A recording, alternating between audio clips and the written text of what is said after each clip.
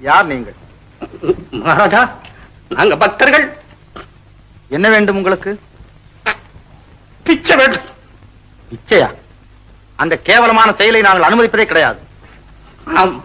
அந்த பிச்சை இல்ல மகாராஜா, இல்ல மகாராஜா, உயிர் பிச்சை. ஆமா.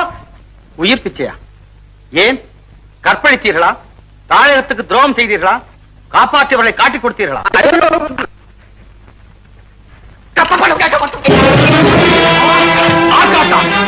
தேசிங்கின் கை வலுவை அறியாத கயவன், அறிவு கட்டவர்களை துண்டு இரண்டாக நெடும் தூளாக சாய்த்திருப்பேன் உங்களை. உயிர் பிச்சை பெற்று விட்டீர்கள், ஓடுங்கள். செஞ்சியின் பணம் மட்டுமல்ல, செஞ்சியிலே உலகம் காத்து கூட ஆர்க்காட்டான் எல்லைக்கு வராது.